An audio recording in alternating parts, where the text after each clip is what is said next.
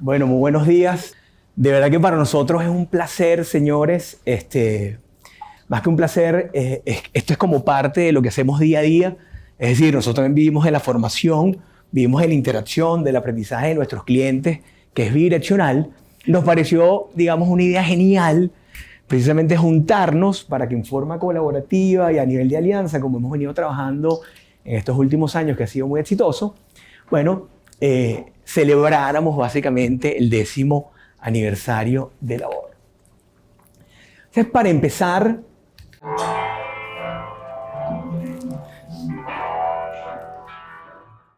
esto es Labor, señores. Fundamentalmente nos pareció como clave empezar, antes de hablar de las estrategias laborales por la caída del consumo, que se van a dar cuenta que es mucho lo que hemos venido afrontando en los últimos años. A nosotros nos interesaba comunicarles a ustedes también lo que es la génesis, ¿no?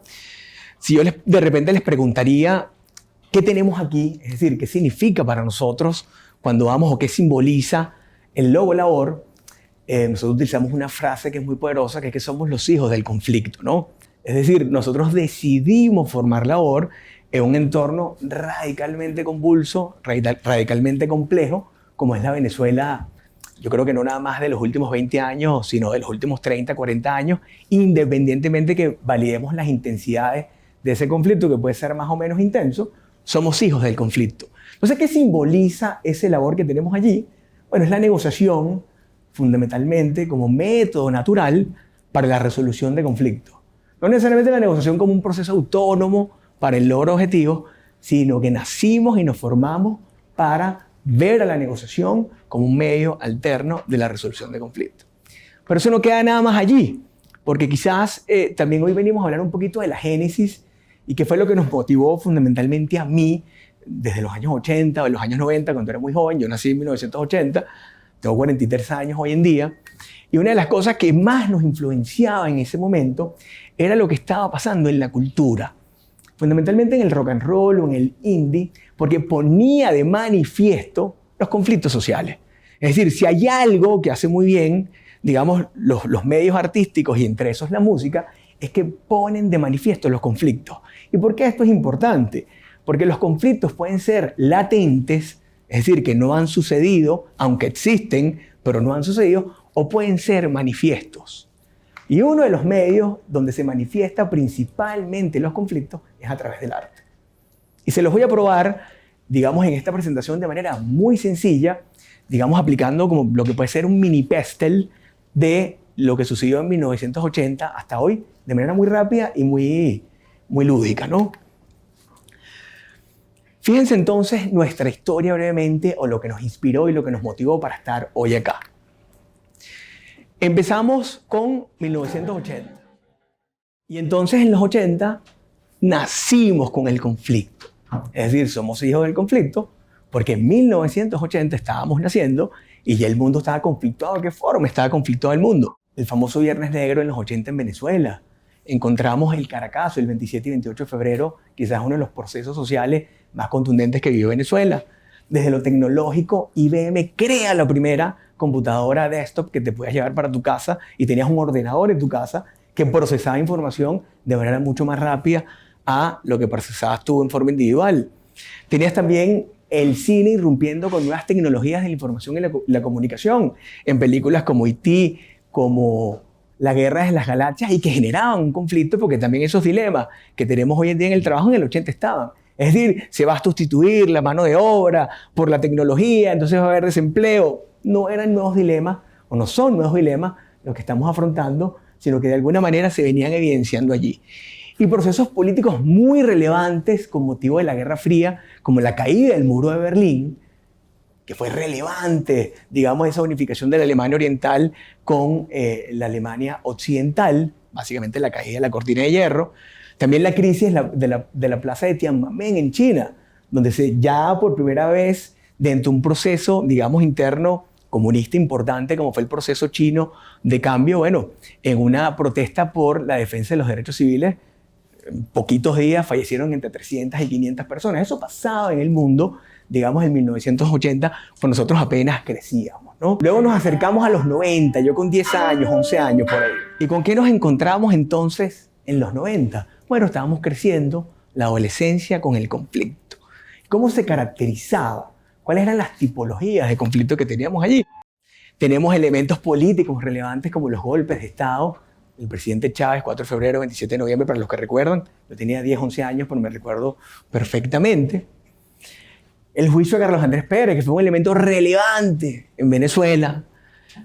El auge de la telefonía celular a principios de los 90 y, digamos, enfatizado a finales de los 90, que cambió la forma como nos comunicamos, pero se siguen repitiendo los elementos económicos, políticos, sociales y tecnológicos como germen y como tipología de los conflictos.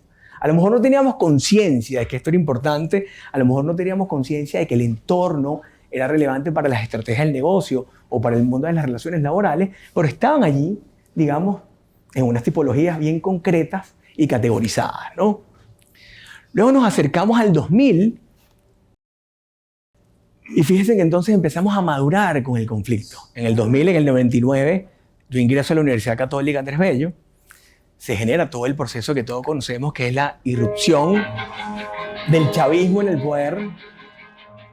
Y fíjense que en la medida que van pasando las décadas y los años, vemos más actores y más variables con poder y con influencia. En el 2000, el gobierno del presidente Chávez, junto con el gobierno del presidente Maduro, una vez que fallece el presidente Chávez, el fenómeno económico de Cadivi que marcó la historia económica de la primera etapa del chavismo, el auge de la vino tinto como un fenómeno social o como una marca relevante. Pero fíjense la tecnología, aparece Facebook, aparece Google, aparecen los Bitcoin en el 2008 transformando, digamos, el modelo bancario internacional. Surge toda la parte reivindicativa impulsada por el movimiento socialista, Ley Orgánica Procesal del Trabajo, Ley Orgánica o LOPSIMAT para la protección y prevención de accidentes laborales, Ley del Cestatique Socialista, reforma de la Ley Orgánica del Trabajo en el 2012, es decir, todo lo que creaba de alguna manera una regulación o una hiperregulación en el ámbito de las relaciones laborales. Y en el mundo, la crisis internacional del terrorismo con el derribo de las Torres Gemelas o la crisis del 9/11 fue un elemento relevante. Se siguen repitiendo los elementos políticos, sociales, económicos, tecnológicos. Inclusive se empiezan a ver los ambientales como algo relevante, ¿no? Luego llegamos al 2010, señores. Yo tenía 30 años ahí.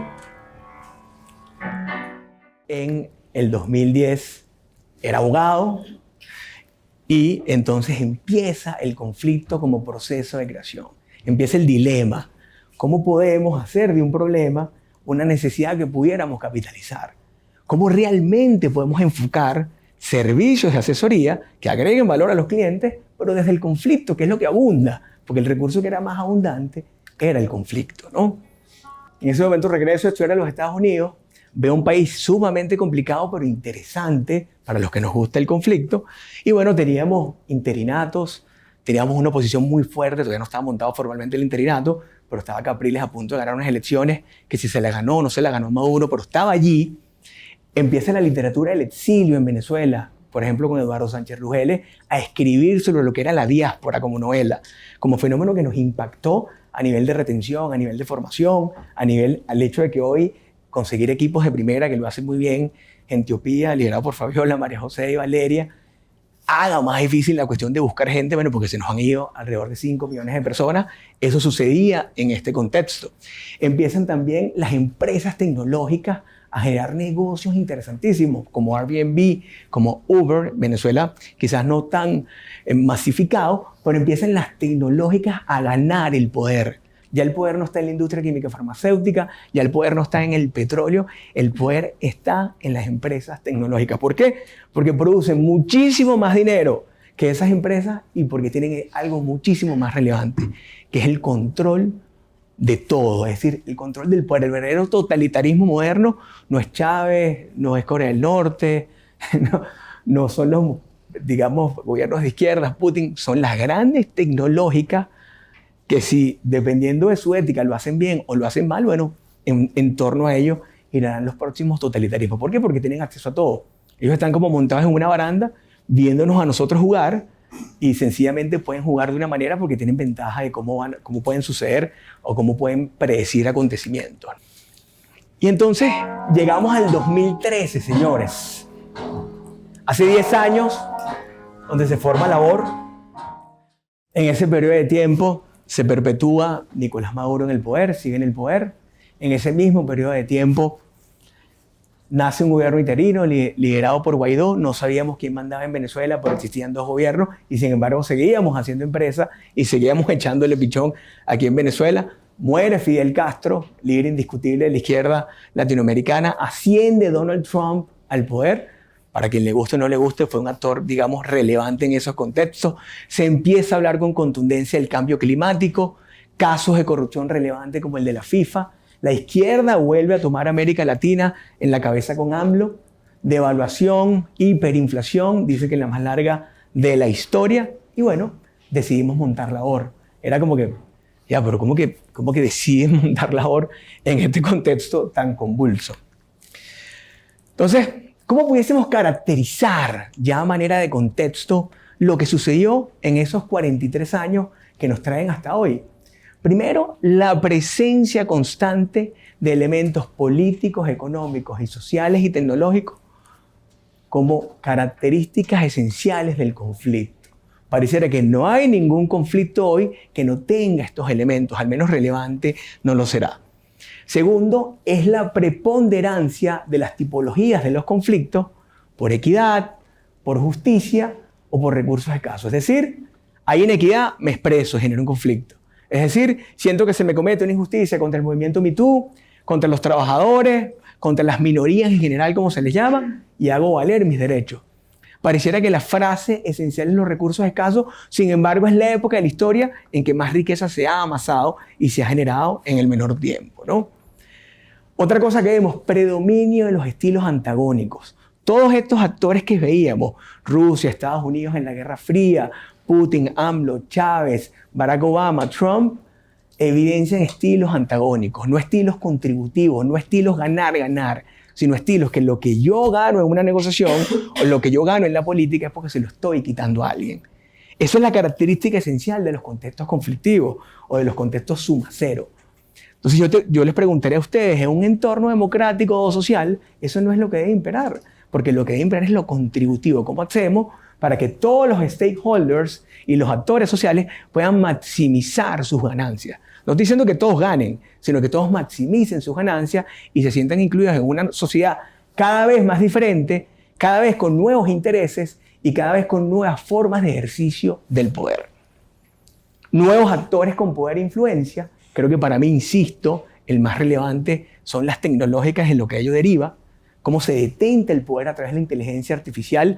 No sé si ustedes conocen a Yuval Noah Harari, es un gran pensador, profesor de la Universidad de Israel, que él dice que el gran miedo de la modernidad, es un historiador y filósofo de la posmodernidad, es la inteligencia artificial. ¿Por qué? Porque la inteligencia artificial tiene la gran capacidad de absorber todo lo que es cultura y reproducirlo 100 veces lo que es. Es decir, crear constructos sociales que no existen, pero creas una nueva realidad. Y eso es poderosísimo, porque entonces creas valores, creas conductas, creas convicciones, creas conciencia que a lo mejor no son realidad. Y esto es realmente, digamos, los dilemas que nosotros tenemos que enfrentar. Y el elemento quizás más fácil de entender, que yo los elimino con textos VUCA, en realidad VCAC, porque son volátiles, inciertos, complejos, ambiguos, pero sobre todo globales. Es decir, no hay algo que suceda en el mundo que no impacte en Venezuela o que no impacte en Japón. La guerra en Ucrania impactó en los commodities, en los alimentos en todo el mundo. La crisis del 9/11 o digamos el 11 de septiembre impactó en todo el mundo. Todavía hoy los efectos de la pandemia COVID-19 se están viviendo, digamos, por las ayudas asistenciales que tuvieron que dar todos los países en la pandemia. Ahora estamos viendo un proceso de recesión universal producto de eso. Es decir, pareciera que el contexto global o que el entendimiento de las tendencias del contexto son relevantes, ¿no? Entonces esa es la génesis de Labor, fundamentalmente. De ahí venimos. Esa es la visión, eso es lo que nos inspira y nos motiva, y eso es lo que hemos construido metodológicamente en los servicios de estos años, ¿no? Entonces fíjense, estas premisas que son fundamentales. Las relaciones laborales, al igual que los conflictos, son contextuales. Entonces, ¿cómo vamos a entender las relaciones laborales si no entendemos el contexto local, regional, nacional, internacional y global. Por eso es que no sirve lo que a una empresa específica le puede haber funcionado, a lo mejor no le funciona a otro, porque son contextos culturales y externos diferentes. Y ese es el problema, por ejemplo, de las grandes multinacionales, que muchas veces les cuesta entender los contextos, pierden la agilidad, y empresas que tienen liderazgos, digamos, con visiones diferentes, entienden las realidades del mundo con muchísima más contundencia y por eso triunfan, se mutan, son más flexibles, se transforman, ¿no? Y aprenden de la experiencia, que es relevante. Segundo elemento, si estamos viendo que los contextos son súper complejos, que hay demasiados actores y demasiados elementos, porque vamos a añadirle dos elementos que son fundamentales, el ambiental y el legal. ¿Cómo a nosotros no nos va a interesar analizar el contexto y los elementos que lo conforman? O sea, ¿cómo no va a ser relevante para nosotros, señores, el entendimiento del contexto? Esa es la razón, señores, por la cual nosotros trabajamos en alianza. Es decir, tenemos una visión multiplicista del mundo, no es una visión única, como lo decía Edward Said. Si el mundo tiene múltiples ópticas y múltiples realidades que ser analizadas, no pueden analizarse todos con el mismo lente. Tienen que analizarse con múltiples disciplinas para poder construir una verdad. Porque la verdad moderna no es una verdad positivista, no es una verdad científica, donde el 1 más 1 es 2. No, la verdad moderna es multiplicista, es fenomenológica. Es el consenso de los actores del turno lo que establezcan una verdad. O sea, para nosotros poder construir y agregarle valor a ustedes, yo necesito un IW que me dé a entender la estrategia, que me dé a entender la tecnología. Yo necesito un Gentiopía que me diga cómo se capta la gente, quién es el adecuado, cuáles son los incentivos, cómo piensan los seres humanos. Y un labor que entienda el contexto y entienda el mundo de las relaciones laborales en conflicto, para poder más o menos entender y agregarle valor a ustedes. Porque en la medida que nos vayamos desarrollando y que tengamos nuevas necesidades, bueno, vamos a tener que incorporar nuevos jugadores de primera al equipo, nuevos aliados, ¿no? Entonces, diseñamos servicios para atenderte en forma multidisciplinaria, orientados a resolver la causa, porque los conflictos no se resuelven por las consecuencias, señores. Lo importante de las tipologías y de entender a los actores es que entiendes sus necesidades. Y si tú entiendes sus necesidades o sus intereses, vas a poder resolver la causa. ¿Qué pasa en el gerente operativo? ¿Qué resuelve por las consecuencias? Resuelve por el hoy. Entonces el problema se perpetúa en la organización, nunca sale de la organización, porque no atendemos a la causa. Y finalmente generamos un valor diferenciado, bueno, porque procuramos desde el multiplicismo o la multidisciplinariedad agregarles a ustedes valor. Por eso nuestro eslogan es soluciones laborales que trascienden lo legal y generan valor. Nosotros nos tuvimos que quitar la corbata, hoy en día tenemos saco porque es el aniversario de la JOR, pero ya lo usamos solo por hoy. Ya mañana volvemos a la informalidad, más al estilo Luis Carlos y Fabi, porque nos costó hasta eso, o sea, ser rígidos como abogados y transformarnos poco a poco a lo que es la realidad del mundo, ¿no? ¿Cómo lo hacemos, señores?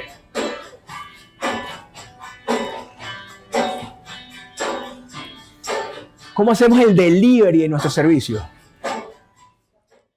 Tenemos alianzas estratégicas formalizadas con Moró González y asociados en materia de propiedad intelectual, con Gentiopía, liderizado por Fabiola García, con IW, con Ivette, Luis Carlos, María Eugenia, con Inclusion Group, también con Alesia, que fue presidente de esta Cámara, para temas de políticas públicas. Entonces, ¿dónde se unen la práctica de esos aliados con la laboral?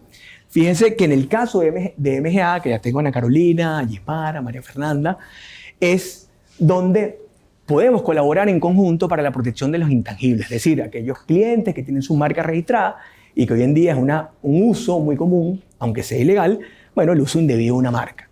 O sea, actuamos junto con ellos para proteger ese intangible y devolverle el derecho de uso exclusivo a una marca para clientes en específico. Que lo hemos hecho con varios clientes que están en la sala y lo seguiremos apoyando, y eso de verdad que ha sido un producto exitoso, sobre todo porque el mercado venezolano está volviendo a su identidad, quieren defender sus productos, quieren defender sus servicios, y la marca es uno de los intangibles más poderosos que tienen las organizaciones, ¿no?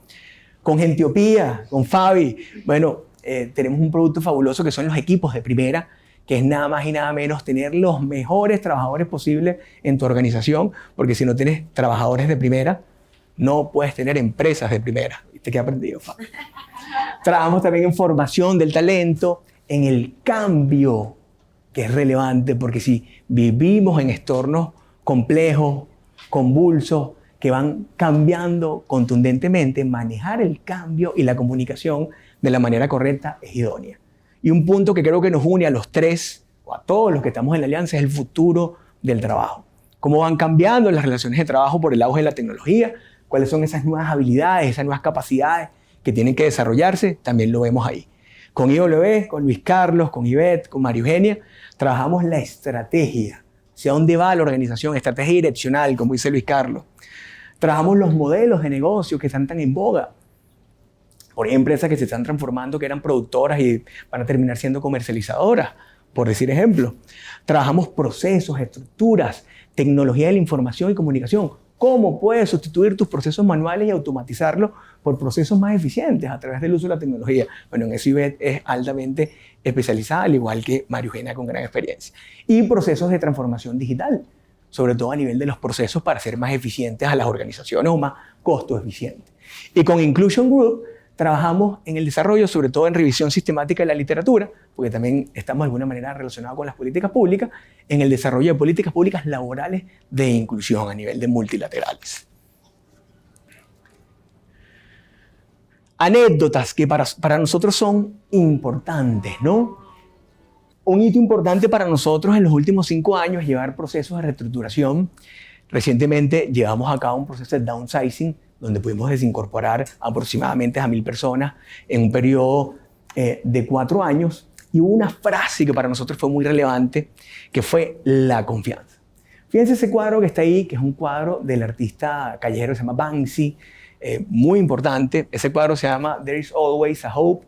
O sea, es decir, allí está la esperanza, y fíjense que la esperanza es un niño o un globo que se le va. O sea, que hasta cierto punto es como que no se sabe si realmente hay una esperanza con la nueva generación. Pero este caso rompe ese paradigma, porque este caso es una empresa mixta muy complicada, donde el Estado venezolano tiene el 51%, es una zona muy conflictuada del país, logramos ejecutar procesos de downsizing. ¿Por qué? Porque entre el equipo multidisciplinario, gente OPIW de labor, con el cliente, generamos precisamente aspectos claves. ¿Y cuáles fueron aspectos claves de esa anécdota? Creación colaborativa y multidisciplinaria. No hay recetas únicas, señores. Vamos a construir contigo. Vamos a utilizar la iteración para innovar y ver realmente qué es lo que es importante para tu organización. Vamos a construir equipos de primera, a llevarnos lo mejor que tiene el mercado, lo mejor que es posible. Porque lo mejor que quisiéramos no lo vamos a poder encontrar, sino lo mejor que es posible para que forme parte de tu organización. Elemento súper clave que hoy en día tiene que ser una estrategia obligada de las organizaciones. Relacionamiento con los grupos de interés y con los stakeholders claves. En materia laboral ustedes los conocen todos. Sindicatos, consejos productivos de trabajadores, Ministerio del Trabajo, tribunales laborales, federaciones sindicales, Central Socialista de Trabajadores, para nombrar algunos. No quiere decir que hagas lobby, porque el lobby está prohibido en la ley anticorrupción, sino que elabores estrategias de relacionamiento. En el mundo, todos los departamentos de relaciones institucionales o de PR, de relaciones públicas, desarrollan estrategias de relacionamiento. Y eso es muy importante que lo tengamos en consideración. Y cuarto punto, que es muy relevante, es el análisis del contexto. ¿Es posible el logro del objetivo estratégico en ese contexto, en el sur de Venezuela, con esos actores que están cambiando, con un socio A que tiene esas características? Son preguntas que nos tenemos que responder. Segunda anécdota relevante, una famosa marca de helados de una de las empresas más importantes del país, que tuvo que cerrar. Nosotros estuvimos ahí por 5 años, fuimos a un laudo arbitral. ¿Qué significa un laudo arbitral? Que no fue posible llevar a cabo una negociación colectiva. Terminó resolviéndose el conflicto por el mecanismo que nos da la ley orgánica del trabajo, que es el laudo arbitral, donde el patrón escoge un árbitro, el sindicato escoge otro árbitro y el regulador, que en este caso el Ministerio del Trabajo, escoge un árbitro y se dicta una convención colectiva a través de un laudo. Es decir, una convención que tú no deseas, porque no la quiere ni el sindicato ni la quiere el patrón, sino la imponen los 3 árbitros por consenso. Nos tocó administrar esa convención colectiva, no fue una experiencia feliz, terminó la empresa cerrada hoy en día. Yo estoy seguro que era el helado favorito de ustedes y no lo puedo decir. Y bueno, ahí tuvimos, digamos, también una frase que para nosotros fue muy importante, que era un grupo capaz, porque teníamos un equipo, creo que era de primera, pero incomunicado. Es decir, un equipo de verdad que yo pensaba que eran los mejores, pero no se comunicaban. ¿Y qué aspectos entonces o anécdotas claves teníamos allí? Debilidad de los seguidores. Yo recuerdo el profesor Piñango, Ramón Piñango de IESA, siempre tiene una frase que dice: yo veo muchos cursos de liderazgo, pero muy pocos de seguidazgo. Y en Venezuela lo que se necesita es más seguidazgo. Partiendo de esa tesis dual del líder-seguidor, de que no hay líder si no tiene seguidores, y que el seguidor hay que fortalecerlo, porque precisamente en la medida que el seguidor esté más formado y tenga más claridad y tenga más habilidades para comunicarse, va a hacer mejor a su líder. Eso pasó allí en ese caso. Ausencia de competencias colaborativas, sobre todo empatía y asertividad. Nunca se hizo error empático. Siempre la verdad no fue multiplicista, no fue de múltiples ópticas, la verdad era solamente la patronal. Y la quería imperar en la mesa de negociación, y la quería imperar en el relacionamiento con los stakeholders, y la quería hacer llevar con los relacionamientos con los reguladores. Es muy difícil. Y finalmente, poca escucha. Si no hay comunicación, o la comunicación es con mucho ruido, las cosas no suceden. Las organizaciones son personas y son procesos. Y un conjunto de gente tiene que hacer un conjunto de cosas para que las cosas sucedan. Y ese conjunto tiene un nombre, entre otras cosas, que es la comunicación. Era muy difícil hacerlo. Nos vamos al hoy, señores. Ya hemos paseado desde los 80 hasta hoy con lo que nacimos, con lo que vivimos, con lo que nos rodea, con los elementos relevantes. Ya hemos visto algunas anécdotas importantes para la labor en el ámbito laboral y nos encontramos nuevamente con otro nuevo reto, que dependiendo de cómo ustedes lo quieran ver, puede ser muy interesante o puede ser, cónchale, qué fastidio. Otra vez este tema que cayó el consumo. Yo sé que a nadie le gusta, a ninguno nos gusta, sobre todo los que manejan la estrategia comercial o las finanzas nos parece horrible. Pero bueno, es una oportunidad nuevamente para analizar contexto, ver la tipología y fijar estrategia. La contracción económica genera la caída del consumo. La hiperinflación, el marco regulatorio, como por ejemplo el incremento del beneficio de alimentación y el IGTF, y la devaluación del bolívar, pueden ser determinantes en aspectos claves como flujo de caja, rentabilidad, modelo de negocio, continuidad operativa, retención de talento humano, clima organizacional y conflictividad laboral.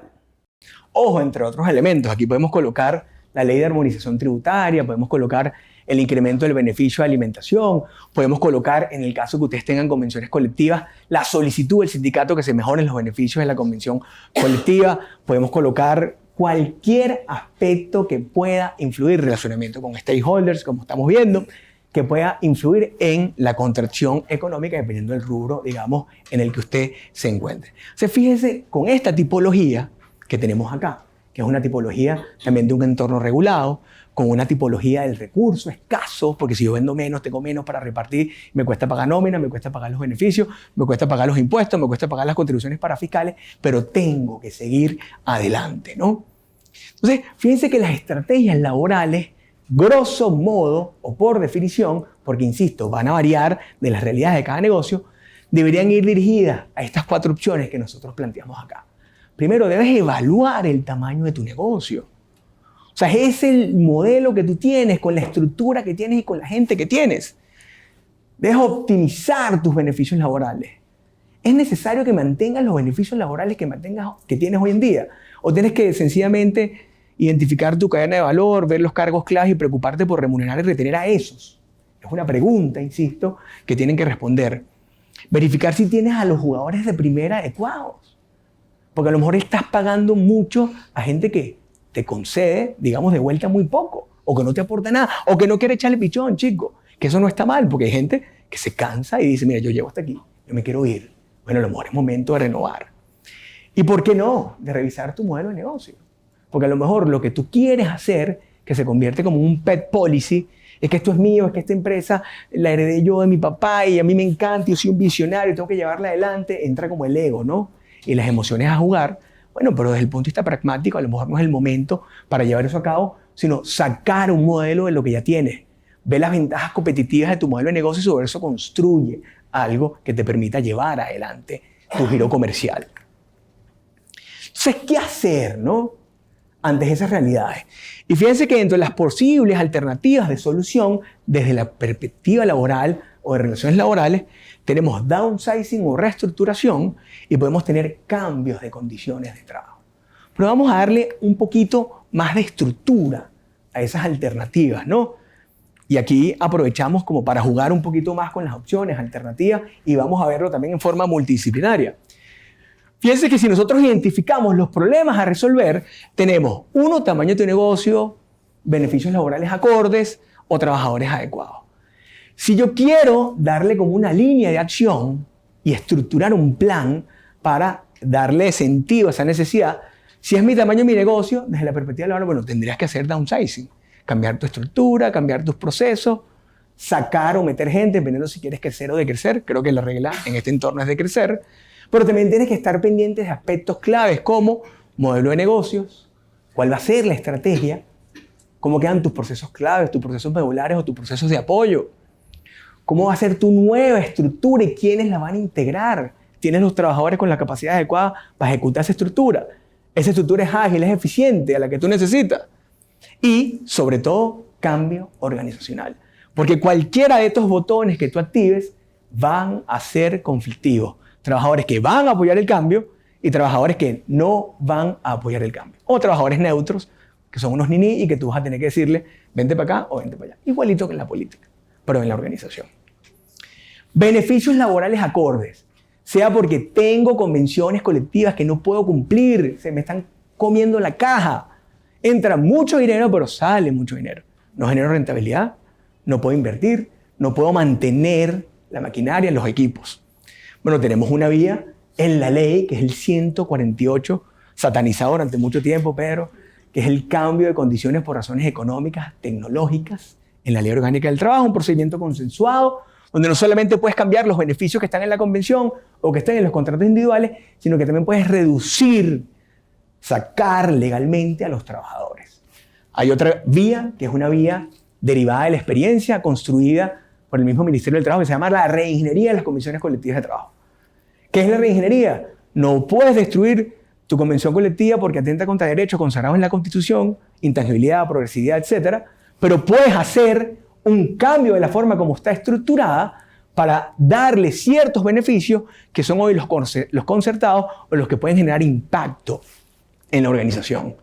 Sin embargo, ahí tienes que tener en cuenta otros aspectos como tu estrategia de compensación, tus costos laborales. Si voy a hacer esto, ¿puedo pagar las liquidaciones o puedo pagar la nueva estrategia de compensación? Y el mercado me lo permite. Tenemos que revisarlo.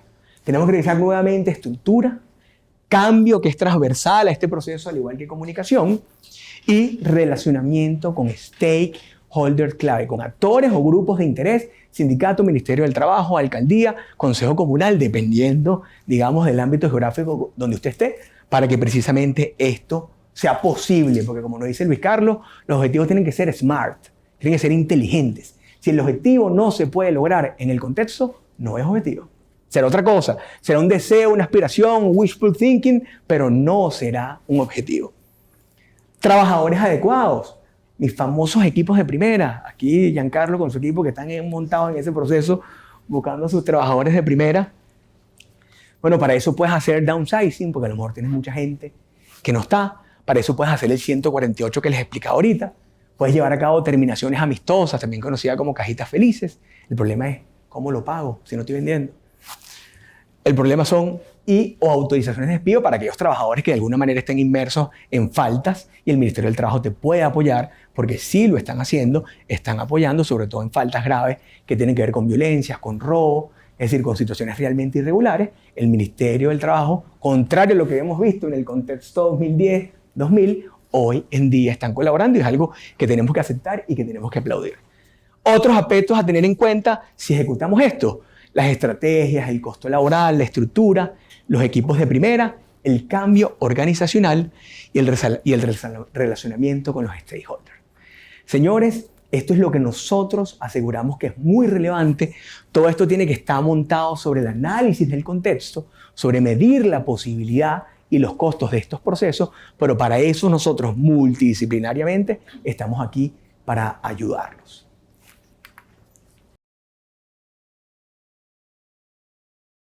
¿Quiénes se levantaron como Rayito McQueen hoy? Pero a ver, yo como perdedores. Bueno, miren, yo estoy Rayito McQueen. O sea, me vine racing hoy, racing. Bueno, esa es la idea, ¿no? Que uno se levante como Rayito McQueen. No todos los días, pero la mayoría de los días. ¿Quiénes no se levantaron como Rayito McQueen? Así honestamente. Bueno, les costó. Ay, ¿cómo me levanto, no? Y sobre todo, después de haber escuchado a Carlos, porque yo también soy hija del conflicto, ahijada del conflicto, mamá del conflicto. O sea, nosotros además nacimos con la palabra crisis. Yo le decía a Carlos, o sea, yo jamás he trabajado en ningún proyecto y en ninguna organización que no hayamos hablado de crisis. Entonces, eso de no crisis, bueno, no somos nosotros. Y yo creo que viendo más o menos el promedio de edades acá, bueno, no. Para nosotros, además, la crisis es como ya normalizada, ¿no? Y cuidado con eso. Pero bueno, vamos a arrancar entonces a entender además en esa complejidad que va a seguir, que va a aumentar, porque no es que esto se acaba, viene mucha más crisis global y local. Bueno, entender cuál es la gasolina además en las organizaciones, porque con ese contexto hay que dar resultados. O sea, olvídense, si vamos a esperar que el contexto cambie, bueno, cerremos las puertas, ¿no? Entonces eso es lo que es. Entonces vamos a iniciar una ruta, que es la Ruta 66, para entender además por qué Gentiopía anda en esto, porque esta alianza además andamos permanentemente entendiendo cómo hacer que las organizaciones logren lo que quieren lograr en estas complejidades, ¿no? Entonces, bueno, ¿por qué entramos aquí? Esta fue la primera justificación para arrancar esta ruta. Shawn Achor es un profesor de la Universidad de Harvard, donde él creó una clase que habla de la felicidad. Imagínense la felicidad para esta gente que anda todo el día pensando en negocio, y que además estos temas son así como que, ¿qué? Yo no tengo tiempo para andar hablando de la felicidad. Yo tengo que dar resultados.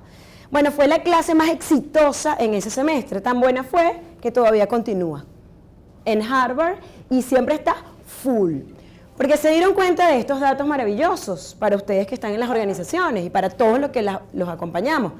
Los empleados más felices son un 31% más productivos que el resto, pero además facturan un 37% más. Y tienen un 40% más de probabilidades de ascender. Entonces la felicidad es un buen negocio. Ahora, no es la felicidad de que nunca pasa nada. No, esa no existe. Porque la vida en sí misma es compleja. Estamos arriba y estamos abajo. Es la felicidad que se acerca más a lo que llamamos la prosperidad laboral. Eso es esta felicidad. Es que yo sienta que vale la pena venir aquí todos los días. Es que yo sienta que además esta organización me está financiando de alguna manera mi vida. Y eso es una delicia. Yo particularmente llegué a todos estos temas porque yo siempre he sido feliz en todas las organizaciones que he trabajado.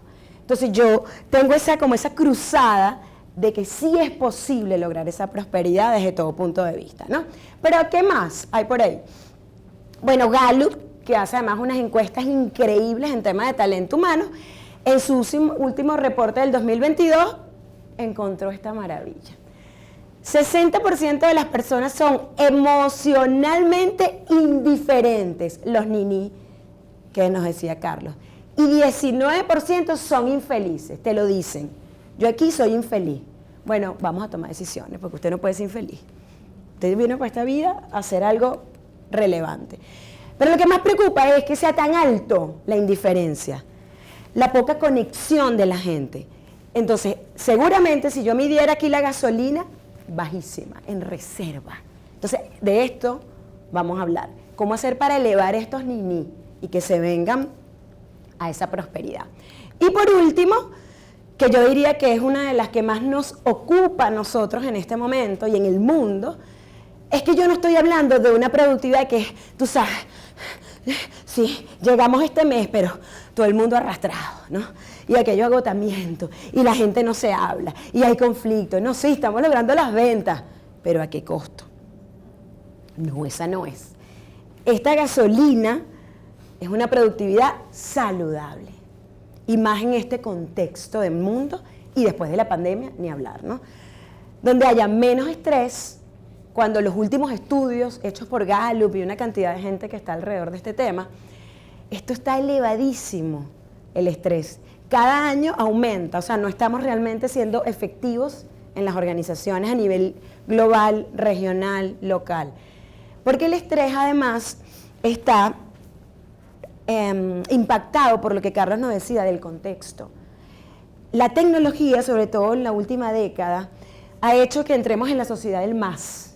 Más información, más, todo es más. No, es menos. Y de eso vamos a hablar, hay que simplificar. Porque en el más nos entra agotamiento. Hay tanto en Instagram que, pero ¿a quién sigo? ¿Y a quién leo? Porque además tenemos menos tiempo porque la gravedad de la Tierra cambió. Entonces ahora tenemos menos horas. Qué complejo. Es muy complejo, ¿verdad? Nos tocó además un momento muy complejo. Bueno, vamos a hablar de eso. De que menos es más. No de que es más. No. Y para eso también, si yo esto lo logro disminuir, esto se va a elevar automáticamente. Y ya vamos a ir viendo por qué. Entonces, a partir de esa productividad saludable, es todo lo que vamos a estar nosotros trabajando acá. Entonces, ahora sí, vamos a iniciar, después de esa justificación de por qué vamos a agarrar esa ruta, y no la interestatal, ¿verdad?, que nos lleva directo y nos hace cruzar los Estados Unidos, vamos a empezar con una ruta que hemos llamado la ruta de la productividad. ¿Y cómo es esa ruta? Bueno, esa ruta tiene 3 estaciones de gasolina. Entonces nos vamos a parar en cada estación a cargar. La primera es conectar. Por ahí comienza todo. Si yo no conecto, olvídense de los resultados. Luego vamos a ir a la segunda estación en potenciar. Una vez que conecte, cómo es esa experiencia, cómo yo hago que eso aumente. Y por último, como resultado, fidelizar. Estas son las 3 estaciones. ¿Nos montamos? Vamos. Vámonos, además. Vamos con la primera, que es conectar. Y conectar significa conocer, inspirar y enfocar. Y sobre todo enfocar en una sola cosa. Porque también nos engañaron en ese, yo estaba viendo el contexto tuyo y dice, ¿cómo nos engañaron? Cuando nos decían multitarea, multitodo, todo lo puedes, no, ya va, el cerebro se enfoca en una cosa. Vámonos a potenciar. ¿Y qué es potenciar? Es escuchar, es simplificar y es empoderar. ¿Y qué significa escuchar? Escuchar para que nuestra gente sea productiva es eliminar. ¿Qué es eliminar? Eliminar las preocupaciones. Si la gente anda todo el día preocupada porque el aire acondicionado es frío, señores, difícilmente se enfoca. Entonces hay que eliminar preocupaciones que pueda tener la gente, por eso hay que conversar con los equipos, hay que atender necesidades en la medida de lo posible, y lo que no puedo atender, pues digo, no lo puedo atender. Es que tú necesitas unas botas, este mes no las podemos comprar, pero en 2 meses las tienes. Y en 2 meses, ojo, que le lleguen las botas. Y tercero, ¿qué recursos? Es que es la tecnología que no nos está dejando avanzar. Bueno, revisemos. Entonces, mosca. Yo puedo potenciar, pero siempre partiendo de saber qué necesita la gente, bueno, para generar ese resultado. Luego está simplificar, por favor. O sea, esta palabra, una de las que yo más quiero es la gasolina. ¿Qué es simplificar? Es que realmente midamos lo que importa. Que dejemos, y sobre todo yo que trabajé en Hey Group muchos años, yo me acuerdo que en la gestión de desempeño, los modelos de competencias y los indicadores eran 20 competencias, eran 40 objetivos, 50 indicadores. No, nosotros no tenemos tiempo para eso. No tenemos. No hay tiempo para eso. Entonces hay que simplificar. En los planes, a lo mejor es un plan, 2 planes, pero foco en eso, que avanzando en eso vamos a llegar al resultado. Los procesos. Es que para aprobar algo es paso 1, paso 2, paso 3, entonces siempre tiene que estar el presidente. Entonces, o sea, esta burocracia, todo esto, que además que lo heredamos, porque eso es de la gerencia de la era moderna contemporánea. Hoy en la era digital, olvídense. Y bueno, aquí está Maru que nos acompaña en los procesos. Es 1, 2, 3. Aquí menos es más todo el tiempo. Y si esto lo hacemos bien, los procesos generan hábitos. Porque por eso cambiamos los procesos, para cambiar conductas, comportamientos del día a día. Entonces, mosca aquí, hay mucho por hacer. Tercero, estructura. Ágiles, flexibles, cada vez menos jerarquía. Yo siempre insisto que las pirámides están cada vez cayendo más y más y más. Hoy el pensamiento es más por proyecto, matricial. No es que trabajas para mí, trabajas conmigo. Entonces cambió la relación. Eso es simplificar. Y bueno, las reuniones, que ya lo comenté, menos reuniones, pero de mejor calidad. Hay muchas metodologías que se hacen para acompañar esto. Y por último, el reconocimiento, gestión de desempeño. Si no levanten la mano acá, a ver, levanten la mano a quien la gestión de desempeño es un tormento siempre, con toda honestidad. Claro, o sea, yo voy a levantar las dos. Siempre la gestión del desempeño, ¿verdad? Lléname los planes, lléname los objetivos, evalúala, y uno anda como en una persecución. Y incluso el gerente se te esconde, mira, ahí viene el talento, déjame, porque no lo tengo listo. No, vamos a simplificar el reconocimiento, vamos a agarrar esos sistemas y que sean ágiles, con pocas cosas por medir, pero las que importan, las que nos van a hacer ganar la Copa Pistón, ¿ok? Y luego, empoderar. Empoderar es enfocar. No hay nada más sabroso que trasladar esa responsabilidad y el otro dice, wow, y esto, sí, esto es tuyo. Y en ese momento, ¡pum!, ya hay enfoque, ¿no? Aquí, bueno, empoderar en la prioridad número 1. Si hay una prioridad 1 y esa persona no está empoderada, difícilmente lo vamos a lograr. Segundo y tercero, porque tienen mucho que ver, bueno, hay que revisar cómo están esos procesos de comunicación y colaboración para que esto mágicamente se enfoque en la prioridad 1. Que lo que estemos hablando, lo que estemos comunicando, lo que estemos haciendo como equipo genera una movilidad en esa prioridad 1. Y por último, bueno, esto es mágico, porque cuando todo esto pasa, la toma de decisiones se fortalece. Porque tengo la información suficiente, tengo el contexto, tengo clara esa Copa Pistón, tengo claro los 2 o 3 objetivos máximos, bueno, voy a decidir probablemente lo correcto para ganarme la copa. Y por último, fidelizar la tercera estación de gasolina. Al final es, como consecuencia de todo lo que hablamos, generas una experiencia de bienestar. De bienestar. De hecho, miren, yo creo que las últimas reuniones, y ayer lo hablaba con alguien, pero no recordaba quién, el primer punto, que es el espacio saludable, empresas saludables.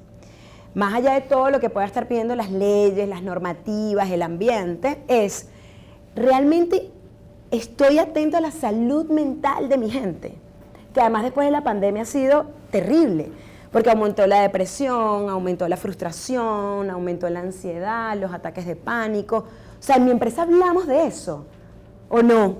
Hablamos como que después de la pandemia se puso de moda y lo soltamos. No podemos soltarlo. Hoy en el mundo es uno de los temas que más preocupa a la Organización Mundial de la Salud. Y además preocupa a todos los entes, a la OIT, la Organización Internacional del Trabajo, se está repensando qué vamos a hacer con el tema de la salud mental. Porque está en incremento, porque está incrementando el estrés. Entonces, el espacio saludable es fundamental. ¿Cómo está esa gasolina del día a día? Es un lugar que genera tensión, que genera un estrés muy elevado o que genera el estrés suficiente como para sentir además las maripositas en el estómago. Y los 2 últimos, bueno, horario flexible. Olvídense, no vamos a volver a los 8-5. Los que insistan en el 8-5 son muy pocos puestos que requieren 8-5. Aquí es orientar a la gente a la Copa Pistón, al resultado. El horario va a venir a elección de cada quien según su forma de trabajar. Y por último, disfrútense todo esto. A veces nos tomamos muy en serio el trabajo y no le metemos humor, no le metemos en los espacios de ocio, de divertirnos. Por eso muchos de los espacios que nosotros hacemos de formación es jugando. Están jugando, bueno, ayer había un gerente que nos decía, ¿y ya se terminó? Y yo, sí, ¿tú quieres estar todo el día jugando? No. Claro, hay que también inyectarle humor. Además, el humor es muy inteligente. El humor nos hace reflexionar. ¿Sabes? Que hoy este Rayito McQueen es distinto a que yo traiga, ¿verdad?, un PowerPoint amarillo. Entonces, claro, atrévanse también a inyectar esto para que esa salud se eleve y esa productividad, sobre todo saludable, se eleve. Y entonces aquí, con todo esto, bueno, ya tienes el PIT, está listo. Ahora es, bueno, cuando pasamos por ese PIT, que es lo que la organización ofrece, ¿no? Para que yo pueda estar con todos estos elementos y generar resultados. Por eso realmente la verdadera gasolina de la productividad es la gente. Pero sí y solo sí yo paso por estas 3 estaciones, hago la pausa que tengo que hacer. A los que vieron además la película, que creo que no se los comenté, ¿Por qué Rayo pierde la carrera en Cars 1? ¿Lo recuerdan? Deja ganar, ¿no? Deja ganar. Exactamente, pero ¿recuerdan por qué gana la primera? Como era muy egocentrista, muy inflado, como dicen por allí, él no quiso detenerse en el pit a revisar los cauchos, porque él podía. Y al final no logra llegar porque pierde los cauchos. Entonces, qué importante es el pit. Hay que pausar. Pausar es avanzar. Si yo aquí reviso y hago todo esto, bueno, seguramente logro ganar. Y de hecho, por eso no logra ganar. Porque además creía que lo podía hacer solo. No. Esto es un colectivo. Esto es gente para la gente.